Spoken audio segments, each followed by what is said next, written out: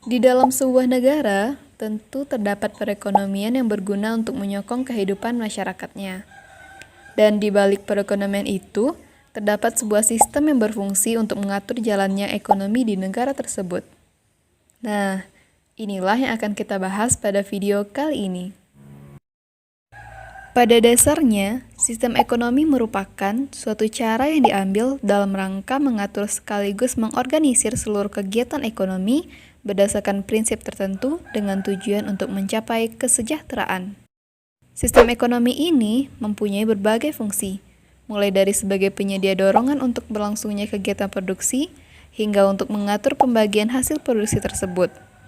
Juga menciptakan mekanisme tertentu agar distribusi barang dan jasa berjalan dengan baik. Sebenarnya, terdapat banyak sistem ekonomi yang ada di setiap negara.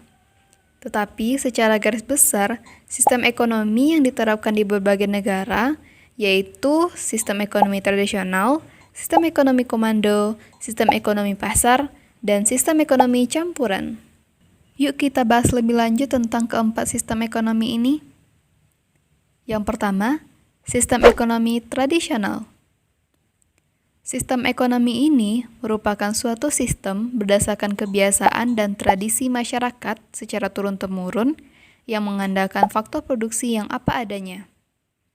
Pemecahan masalah dalam sistem ekonomi tradisional dilakukan sesuai dengan kebiasaan atau tradisi. Adapun ciri-ciri sistem ekonomi ini adalah teknologi yang rendah, produktivitas yang rendah, setiap anggota masyarakat belum mempunyai motivasi untuk mengembangkan harta yang dimiliki, dan masyarakat juga sulit berubah karena ada kecenderungan penolakan. Di Indonesia sendiri, masih ada loh yang menerapkan sistem ekonomi ini, yaitu di wilayah Papua dan Duga. Dan tentunya, sistem ekonomi tradisional memiliki kelebihan dan kekurangan. Kelebihannya yaitu tidak adanya eksploitasi sumber daya manusia atau sumber daya alam yang berlebihan, dan lingkungannya yang terjaga. Dan kekurangannya, peradaban manusia tidak maju atau berjalan di tempat. Sulit memenuhi kebutuhan karena alat produksinya yang sederhana. Dan kegiatan ekonomi tidak optimal karena belum adanya alat tukar. Selanjutnya, sistem ekonomi komando. Sistem ekonomi ini juga sering disebut dengan sistem ekonomi terpusat. Dalam sistem ekonomi ini, pemerintah memiliki kekuasaan yang dominan pada pengaturan kegiatan ekonomi.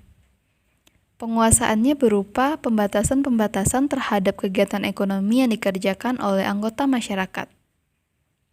Negara yang menganut sistem ekonomi terpusat antara lain Rusia, Cina, dan negara-negara Eropa Timur bekas negara Uni Soviet.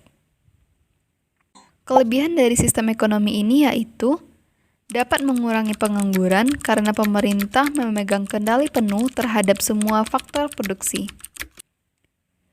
Tanggung jawab perekonomian pada pemerintah, sehingga pemerintah akan terus berinovasi agar ekonomi di negara tetap stabil.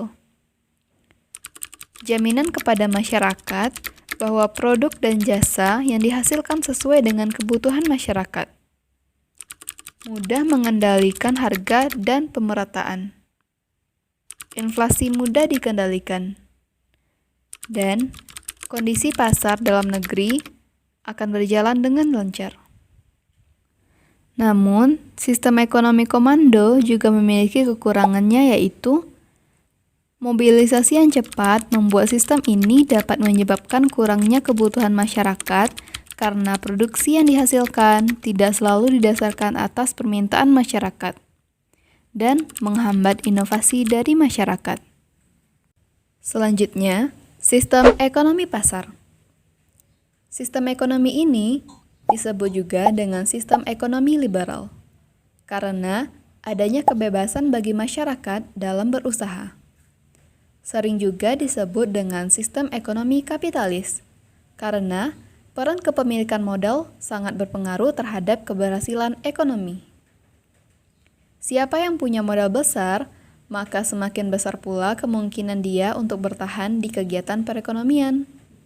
Ciri khas dari sistem ekonomi ini adalah minimnya peran negara dalam mengatur perekonomian.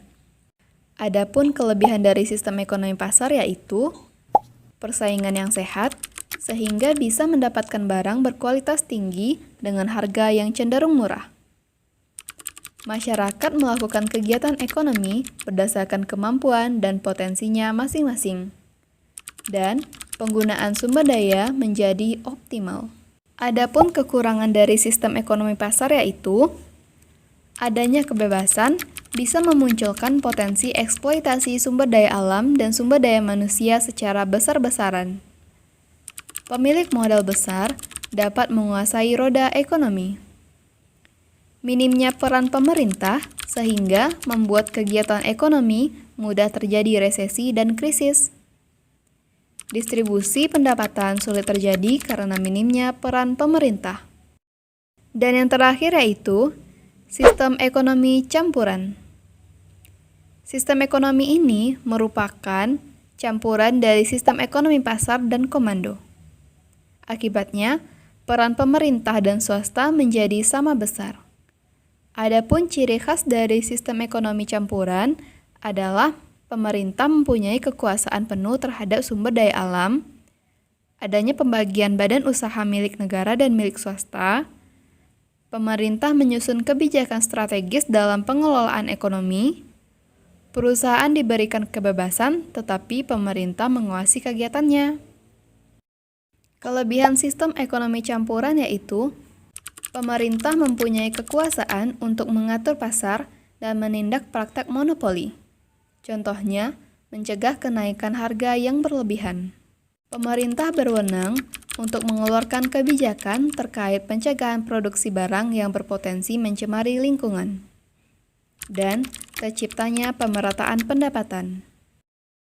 Kekurangan dari sistem ekonomi campuran ini yaitu banyaknya kekuatan pasar akan menimbulkan ketimpangan dalam persaingan bisnis dan tidak tepatnya dalam mengolah sumber daya.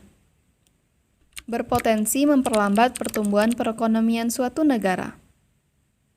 Dan tidak ada kejelasan dan peraturan tentang seberapa besar porsi pemerintah dalam kegiatan perekonomian.